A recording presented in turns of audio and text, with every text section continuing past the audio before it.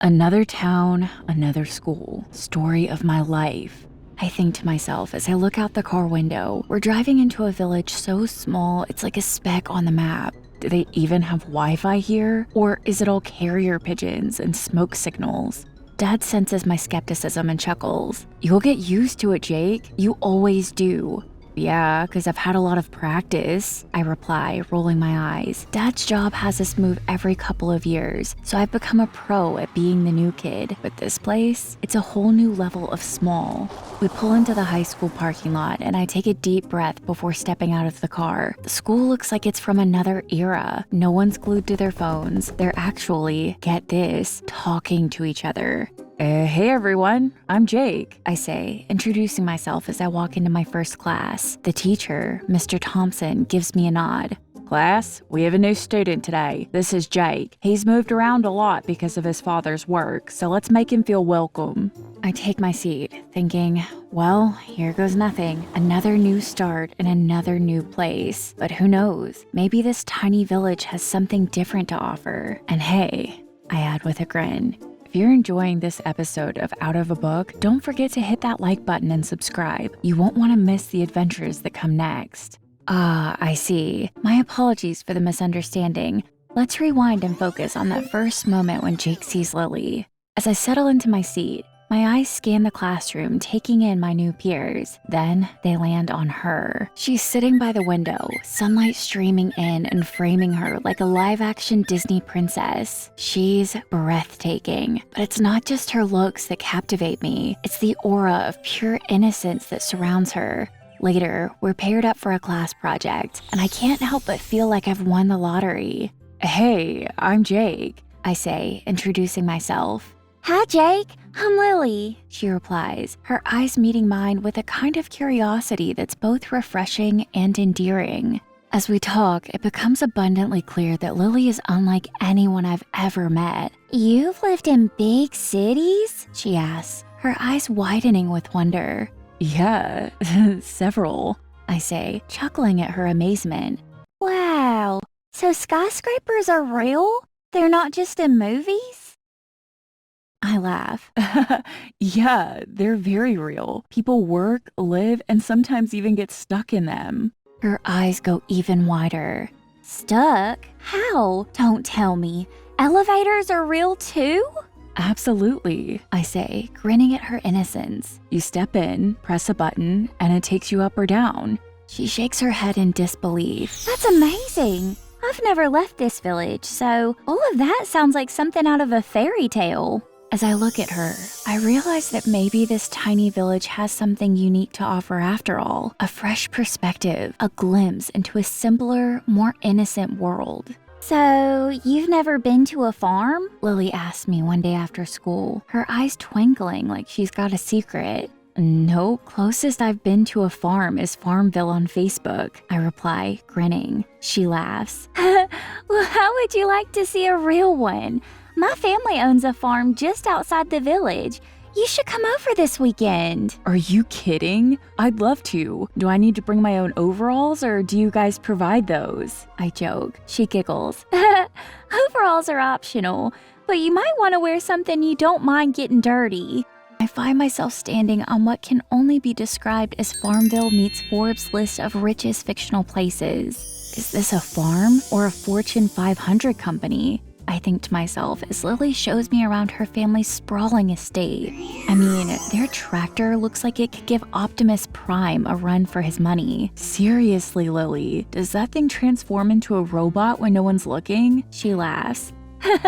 No, but that would make harvest season way more exciting. I can't help but be amazed. With all this, you could trade farm boots for Jimmy Choo's. Ever thought about living it up in a penthouse? Lily seems intrigued, so she brings it up with her dad.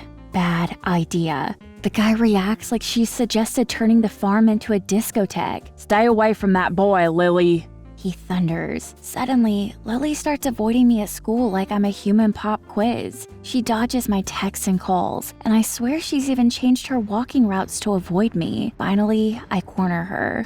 Hey, did I accidentally insult a sacred cow or something? Why are you avoiding me? She looks up, her eyes sad, but also kind of amused. My dad thinks you're turning me into a city slicker. He got so mad, I thought he was going to challenge you to a tractor duel.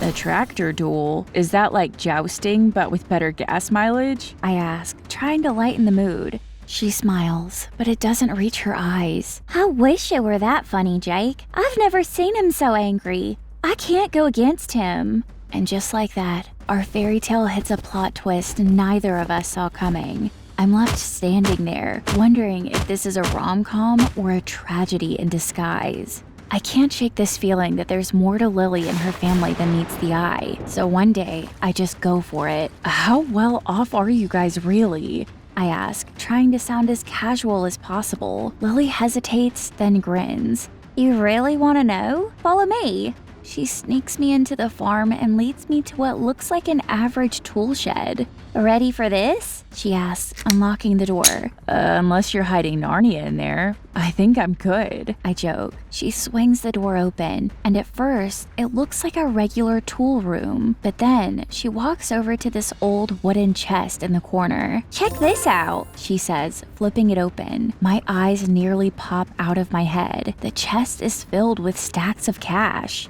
Is this Monopoly money? Or did we just step into a gangster movie? She giggles. Nope, it's real. Foreman's been good to us.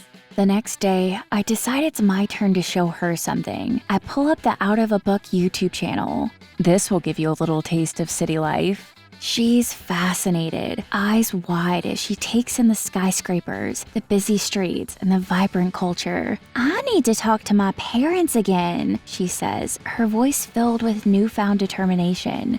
But that conversation goes down like a lead balloon. Her parents are so mad they threaten to ground her and her sister for weeks. You're not to see that boy again. Do you understand? I hear her dad's voice echo in her recounting of the story. After that, Lily starts avoiding me like I'm some kind of pariah. No more texts, no more secret meetings, nothing. I'm left standing here, wondering how something that felt so right could unravel so fast. I can't shake the feeling that something's off. I mean, how can Lily's family be rolling in dough when every other farmer in this town is struggling to make ends meet? So I decide to do a little digging. I start by chatting up some of the local farmers.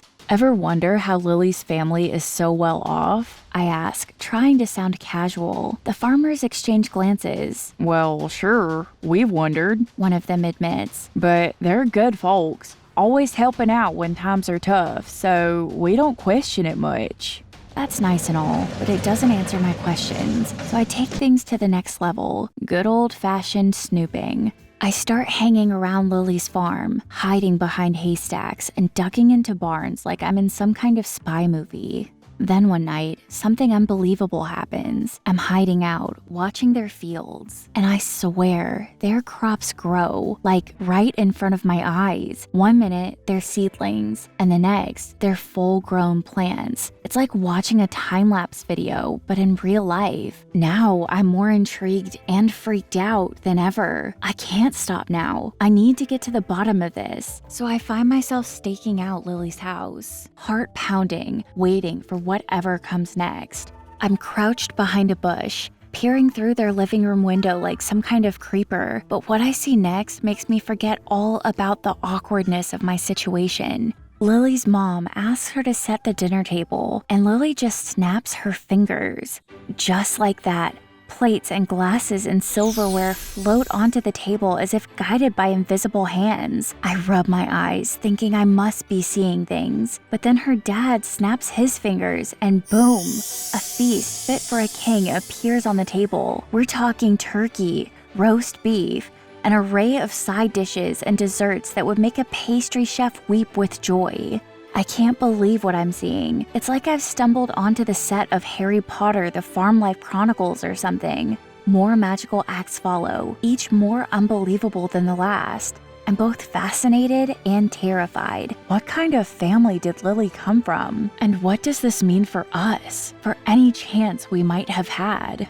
I can't take it anymore. My heart's pounding like a drum as I back away, careful not to make a sound.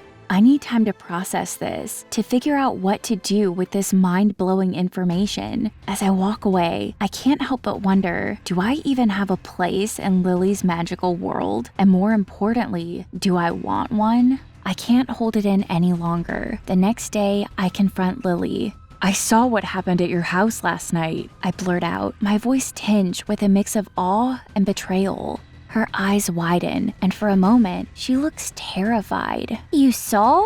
"Yeah, I saw. The floating dishes, the instant feast, all of it. How could you keep this from me? I thought we had something real, Lily." She looks down, her eyes filled with regret. "It's a family secret, Jake. One that's been kept for generations." "Then let me in on it," I plead. "If you love me, trust me." She hesitates, then nods. "Come with me." As we walk toward her house, she spills the beans. "We're not like other families, Jake. We're angels stuck here on Earth." I stop in my tracks, trying to wrap my head around what she's just told me. Angels? But as I look into her eyes, I see only truth and vulnerability. Without another word, I pull her into a hug. "I love you, Lily. Wings or no wings." Just then, we notice her father standing there, watching us. My heart sinks. Is this it? Is he going to erase my memory or something? He motions for us to sit on the couch. "I wanted to keep our secret safe, which is why I never wanted to move to the city. But seeing you two together, I realized that maybe it's time for a change." He looks at Lily, then back at me. "I could erase your memory, Jake, but I won't. Lily deserves to live a normal life, and it's clear you make her happy."